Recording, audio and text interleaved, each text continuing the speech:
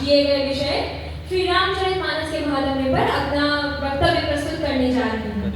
सबसे पहले तो चर्चा करते हैं इसके नाम की। गोस्वामी तुलसीदास जी ने इसका नाम श्री रामचरितमानस ही क्यों रखा, रामायण का कुछ और क्यों नहीं? तो इससे गोस्वामी जी ने दो उद्देश्य सिद्ध किए हैं। पहला, यह भगवान शिव के हृदय में बसा हुआ श्री राम का चरित्र है जिसका वर्णन वह माता पार्वती से करते हैं।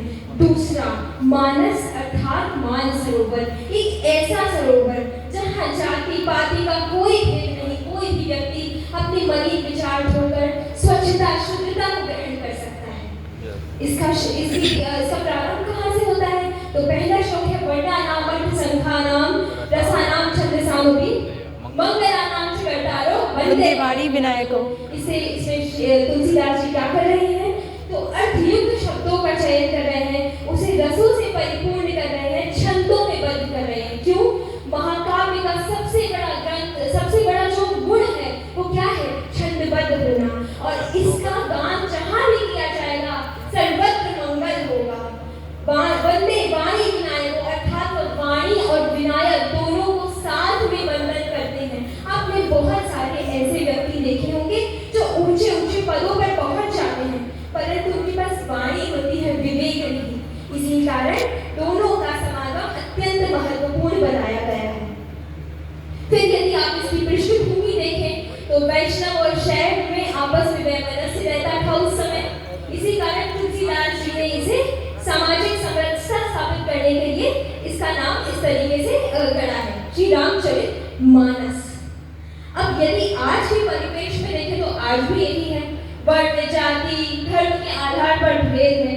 श्री राम जो एक आदर्श पुरुष है, मर्यादा पुरुषोत्तम है, क्या कहते हैं जब वो माता शबरी से मिलते हैं जो एक भीलनी है, माता शबरी कहती है जातिवादिता का खंडन, मैं मतिमंद मैं अधारी, अर्थात मैं तो मतिमंद हूँ। तब श्री राम कहते हैं, कहे रघुपति सुनो भामिनी बाता, मानू एक भक्ति का नाता, मैं केवल एक भक्ति का नाता मानता हूँ। गिद्धराज को आप देख लीजिए, गिद्ध सबसे निकृष्ट पक्षी है जो मांस खाता है, बचे हुए अंग खाता है, परंतु यदि वह धर्म के कार्य में संलग्न है, धर्म से उसका नाता है, तो वह भगवान जो है उसे उच्चतम गति प्रदान करते हैं। धर्म क्या है? धर्म वो नहीं है जो आज हम समझते हैं हिंदू मुसलमान के धर्म नहीं होता। धर्म की वैदिक परिभाषा है धार्यति इति धर्मः, जो संसार जो तत्व संसार को धारण करने की क्षमता रखता है वह धर्म है। मनुष्यता सबसे बड़ा धर्म है। आप मित्रता का धर्म देख लीजिए, जो श्री राम है वो किस प्रकार से सुग्रीव से विभीषण की सबकी मित्रता अंत तक निभाते हैं। आज जो दुर्घटना देखते हैं, पहलगाम आतंकी हमला देखते हैं, कितना दुखद है।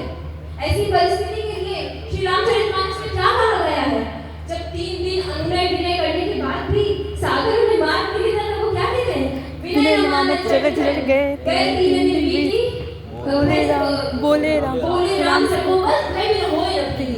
यही स्थिति आज भी है कि यदि युद्ध हमारे लिए सर्वदा अंतिम विकल्प रहता है, परंतु यदि युद्ध की स्थिति आ जाए हमें पीछे नहीं हटना है, साम दान दंड भेद से हमें विजय की ओर अग्रसर होना है। यही हमारा मार्ग है।